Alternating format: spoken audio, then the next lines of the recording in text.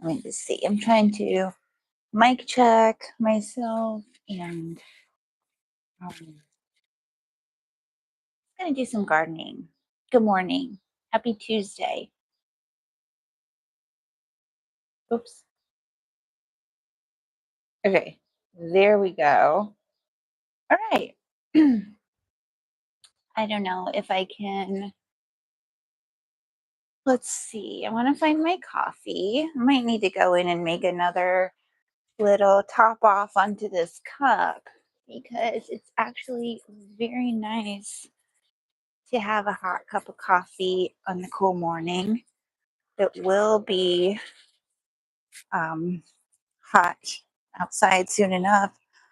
Oh gosh, I was on this thing last night where sometimes I do like Queen's Gambit gardening in my head um, as I'm drifting off to sleep as a way to kind of like mellow out and stop thinking about like the world and troubles. I just start trying to zone out on garden. And so I'll do this like Queen's Gambit gardening in my mind's eye where I'll go, okay, there's a flower bed. What's going on in that bed? And then I'll look and see like um what could I do to make it better? And I'll start getting like H and H about different plant ideas. And I've been loving so much that I had the, I don't know, just whim to get some Rudbeckia seeds. I think it was winter, had to be winter, maybe spring though. I don't know. I got some Rudbeckia seeds and I just sowed them because Leo's friend Jeremiah's mom, whose name is Christina, is a really wonderful gardener. And she has a beautiful garden. I know that the last time I spoke with her, she had quite a bit of frost damage, but she, a couple seasons ago, sent me a picture of some Rudbeckia that she had just been growing from seed in a planter in her yard. And I was like, oh my gosh, I didn't really think about being able to grow that here because a lot of what I read about Rudbeckia, it's really only maybe zones, I want to say 4 to 9. But so I knew that I needed to really treat that like an annual, um, sowing it in the winter time. Because even though you want to see it right now, if you put the seeds out, they will do nothing. I don't know if they just start to lay dormant. I hope to discover that because I had some Susans, black eyed Susans, over on the driveway strip. And I had them there doing fine for a season. And then I let them just kind of go to seed and I crumbled the seeds around, but it didn't make any plants. So then I saw that Rudbeckia Sahara is this other variety that might be better like for zone 10. And I'm really excited by that because next fall, which is just a few months away, I'd like to get different varieties of Rudbeckia seeds and then just prepare some garden beds to put them out. Because to me, that would be so nice if we could just naturally have a bunch of those doing their thing. So I've been playing Queen's Gambit in my mind's eye at bedtime. And I've been imagining what it would be like and where I would place in those Rudbeckias. So I'm just going to see. But like I'm going to start trying to do more just pots in the yard where I've got like some seed starting going on, because underneath these trees has been a really nice place to start to cultivate plants. And I just heard, maybe on Gardener's World, that dahlias like, well, we know sandy soil, but even dappled with a bit of shade. So I'm excited about growing more stuff under the trees, but I like how there's just a filtered light that comes through. Although I don't know that the dahlias are going to do so well in this rooty plot, because this tree was here long before the dahlias. This is a tree that I got from Connie. My friend Connie has a royal poinciana in her yard. And one day I was talking to her on the phone and she's like, "Yeah, this big tree has a baby in the yard. Do you want it?" And I said, "Yes." And I drove over, it was like farther out by the beach. And I was actually a little nervous about it because as I was learning about plants and purchasing the jacaranda, I was speaking with, I want to say the owner, but I do not know his name. I was speaking with a gentleman, how's that, at Riverland Nursery, and he told me that it's not a matter of if, it's when the poinciana would die. Because back during that time, 15 years ago or so, uh, this area was a zone 9. So we've had some climate change that's kind of driven up, I guess I'd say, our hardiness zone. And now it's a zone 10 over here. The poinciana, though, has been very problematic in a lot of ways. Like the neighbors dislike it very much. They are more careful with like their cars and keeping everything really spick and span over there. So, anyway, they really um, dislike the poinciana because it sheds a lot. Like, to my other neighbor's point, that only happens a couple of times a year.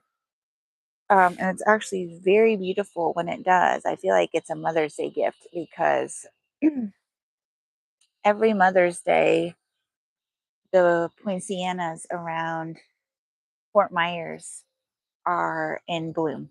And so any drive you take around town, you're going to be met with like these big, like pillows of red. It is so strange to me how that looks when they're all up close. I mean, not strange, but like it's spectacular.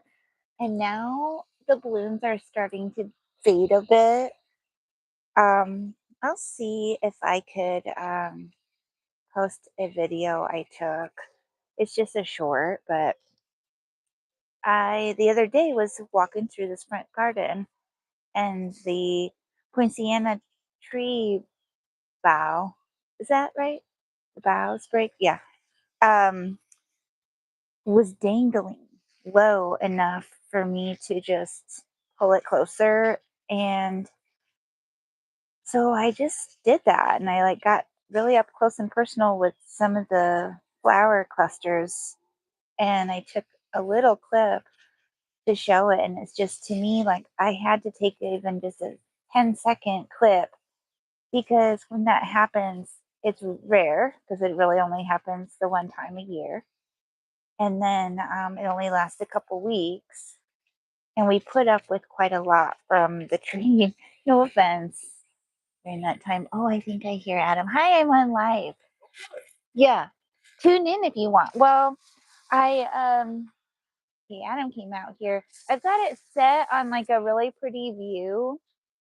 In my opinion, the morning light as it comes in is so beautiful. And then I really like the neighbors' tropical colored houses. And I like the Poinciana flowers because they just are kind of framing things. Plus, just over here, I mean, I don't know if you could see, I guess it would be on the right side of the screen. The Queen's Wreath has given us another show, which has been very cool because it starts blooming in February. And then I will always kind of go like, should I cut it back after these blooms? Should I cut it back? But we're getting like another really pretty flush of blooms all of a sudden. So like, no, don't cut it yet. But I do have a couple of trimming projects that I need to do. Um, Primarily because the bougainvillea, which I really love and is flowering, I don't actually want to cut off all the flowers. It just engulfs our mailbox, though. And so I want to be kind to the postal carrier. Um, yeah, this is an area that you can't really see. I have to do something better to show this to you at some point on YouTube, but over here is where I plugged in those rudbeckias, and they are so cheerful. It's like planting sunshine in your yard. I don't know much about rudbeckia yet, so I think they are like cut and come again. And all the time, the visions I have of them are kind of these like end of summer, like wispy, whimsical tangles of Rudbeckia that just kind of like puff out of the garden. But when they're starting out, they're like a little bit spindly. So it's like these, I don't know, I guess pinch them off. I need to research because I just don't really know. And I don't, it's already painful enough to pinch like a plant when you're growing it for the first time. But I do see that probably I could clip some of these back and then new ones would bound out. They're just so pretty too. Some of these flowers that are coming up, they're like very geometric, where I think they're also called oxeye daisies. And it's like the center of the flower really looks like an ox eye, like an eye, because it's just this big brown, beautiful center. And then around, it's just a perfect brown center. And then these little points of yellow at the leaves. I'm going to have to show that because I'm chuffed to be growing it. And then from seed is good. Well, so I don't think this area fully gets in the shot, but I have to water this. I've got some issues. I can tell you right now. This is a Floribunda rose. I got on this real rose kick too, where I was like, oh my gosh, I want every variety of David Austin, heirloom rose. And then I watched the Chelsea Garden Show footage where they did the Sir David Beckham rose. And then I started thinking, I want a peach one. So I told, sorry about that. Let me take a sip of my drink. I'm drying. This is coffee. Okay. So I told Juliet I'd really like to start collecting roses. And it's easy to get girls on board for the vision of like climbing roses. So, anyways, when she was talking about like going to have a mooch around the forum, I'm automatically thinking you have to parlay that trip into a mooch around the garden center, because why wouldn't you? If you're going to go, there would really be not as much of a point of wanting to be there, in my opinion. But for her, it's going to be different because there's other stuff over there, Starbucks, I don't know, Target. Okay, But so she came back home with this beautiful Floribunda um, painted rose, and it does come out peach, and then turns like has these pink splotches through. I could do a video of that too because I took a little clip of it with a photo I took. So anyway, I then was so distracted by life during that time that I was gifted this rose that I let it kind of sit in the porch for just a little longer than I would have, but and I don't think that that really negatively affected it at all.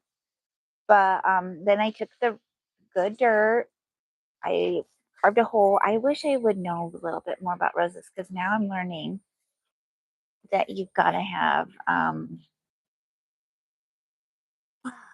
what is that? Hang on, word will come to me.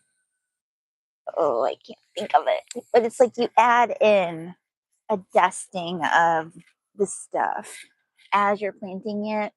I didn't do that because I don't have that. I didn't know about it. I'm learning. So anyway, I got to start investing more in my rose care. And that's the thing. Like, we were learning also last night, and I went on this thing about backyard chickens, and they're so cool and cute. And our neighbors came into our yard, and we like always kind of have a moment. Which, by the way, I hope it's all right because it kind of just like disappeared.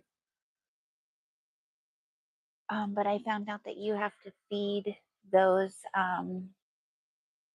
chickens ground up oyster shells, and that you do that because they might get soft shelled eggs if they're egg laying hens, and that's why you've gotten them. They can end up being malnourished, and you don't want them to not have enough calcium. So they do like shaved oyster shells that you can then set up a little box about next to their feed station. And so I was learning that. And then that's the same thing now with like caring about certain plants that you really need to give them the best shot at life. This is why, though, I think I'm my top favorite stuff to grow is wildflowers. Oh, hello. This is my neighbor Leah now. He's waved at me. Hey, with his arms sticking out the window. That's very nice. And yeah, so I like wildflowers because they we live in really sandy, hot conditions that a lot of plants wouldn't favor, but zinnias and cosmos and sunflowers and tithonias and those types of flowers, you can just literally scatter them and they will somehow thrive in bad soil. Well, sandy soil, not bad, but like different, like it's not the fertile crescent or whatever. But so that's been really rewarding to me to do wildflowers. Okay, and then what I'm going to try to do really quickly is this area. I have a hard time watering it, see, because my stream is like excessive, and then I probably should do some drip line irrigation. That would be cool. Well, I'm chuffed because I put some Rebecca's here and they are seeming to do just fine. And there's some Cosmos and some Verbena. And you would think that I shouldn't water this because now when are we supposed to get this rain? There's some real rain striking up this week. I think I heard are we expected to get like 5 inches of rain? I don't have the data in front of me. But check with the weather because I think we're about to get our summertime weather pattern going on. Okay, I'm going to kind of loop over here because I'm going to just give this spot one more dousing of the drip. How you doing, honey? Are you watching the live? How did it sound okay? Did it sound okay? Now I'm charging that other lapel mic, but this one came from your car. Okay, well, I'll need to hand this back to you before I finish up here, but you know, hand it back to the car, basically. Anywho, yeah, that's about it. I think I've got everywhere watered pretty much, with the exception of some of these tropicals. I don't really even give that much water, and then which is nice. And then over here, I do not want to get the tripod wet. The last time I got scolded about that. Ooh, look, you can't really see this angle where I'm putting the hose, but maybe on another time I'll do like some maintenance of this area in the yard. This is a Alapu ginger that comes up every year from its rhizomes. I'm just leaning over this way to water a Christmas cactus. Oops, getting it a little overdone, but yeah. And then I think I will go out to the side yard, water the peppers, and then maybe the backyard.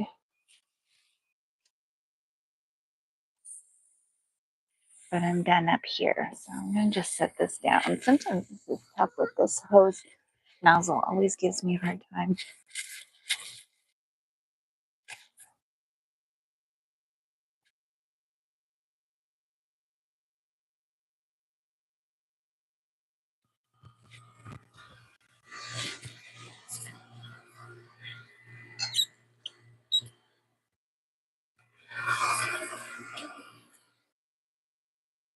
Yeah, the tree looks very pretty from this angle. Okay, and then I do feel better about that. Um, Look at this. Can you see this? Is a big stick that came down. Well, I do want to finish up a bag that I'm trying to load with debris because tomorrow they'll pick up that yard waste. But yeah, that's about it right now. So thank you for joining me on the live, and I'll see you next time.